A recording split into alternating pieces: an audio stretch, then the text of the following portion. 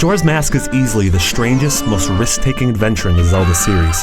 It's completely unlike any of Link's other games, and delivers a tense, bizarre, and somber exploration of what it's like to experience the end of the world again and again.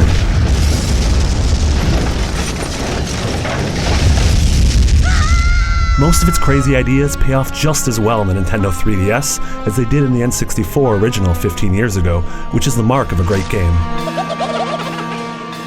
But a handful of design decisions haven't aged as well, and some of the changes made to the 3DS remaster left me a bit confused throughout my 20-hour adventure. Still, it's absolutely worth the time to play or revisit. Majora's Mask's core time looping conceit is a deep puzzle in and of itself. There's a really great kind of tension to having to complete a task at hand in the 72-hour time limit. Fighting the boss of a dungeon during the waning hours of the final day is incredibly stressful, but landing that final blow with only minutes to spare is fantastically satisfying.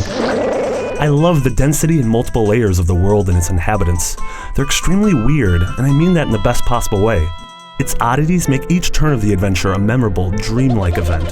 UFOs are causing a ruckus at Romani Ranch. Ghosts roam the world, and one side quest has you helping out a disembodied hand that resides in a toilet. Piecing together characters, stories, motivations, and goals over the 3 days is a treat, and doing it again armed with new information from the last cycle and special items that carry over exposes new facets. Even the side quests are rich with story and definitely worth completing. Throughout all of this, the terrifying moon lingers in the sky, grinning at you with apocalyptic joy.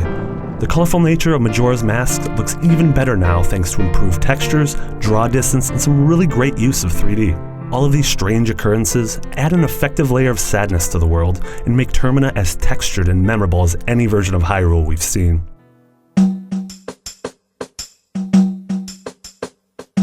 A few new tools, including the ability to set in-game reminders and precise control over skipping ahead in time, make it easy to optimize your schedule.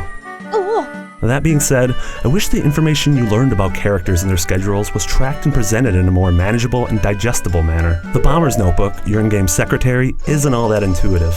I found myself having to constantly scribble down real-world notes about where people would be at certain times and in which order I had to complete objectives to finish a specific quest.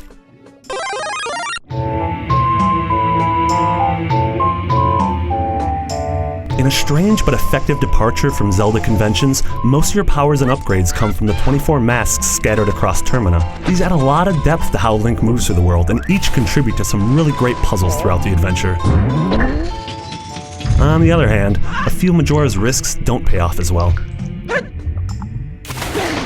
Prime example is that this adventure features only 4 major dungeons, and not all of them are as great as the Stone Temple.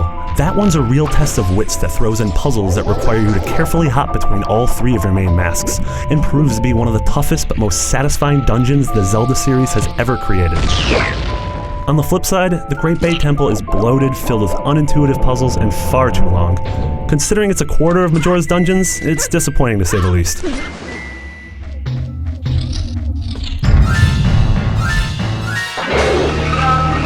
At the end of the dungeons, though, are some of the most interesting Zelda bosses ever. Majora's Mask retains the same excellent Z-targeting and pattern memorization that's been a staple of the series since Ocarina of Time, but the additional abilities of the 3 major masks adds a new layer to each encounter. A boss battle that highlights this is Got, a giant mechanical bull that you have to fight while wearing your Goron mask and rolling around an arena. It plays out like a tense, puzzle-filled version of the chariot scene from Ben-Hur, and there's nothing else like it.